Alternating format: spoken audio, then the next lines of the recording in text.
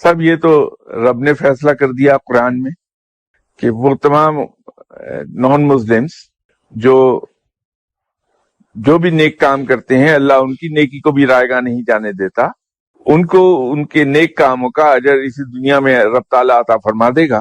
اس کے انعامات اسی دنیا میں دے دے گا، اور آخرت میں ان کے لیے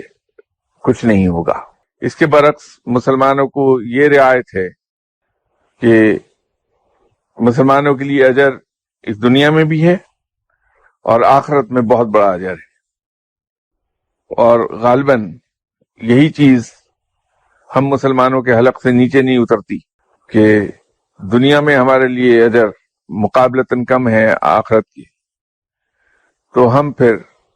کلمہ کے نام پر مختلف برائیوں میں مبتلا ہو جاتے ہیں کہ اس اجر کو غیر مسلموں کے لیول تک لے جائیں اپنے۔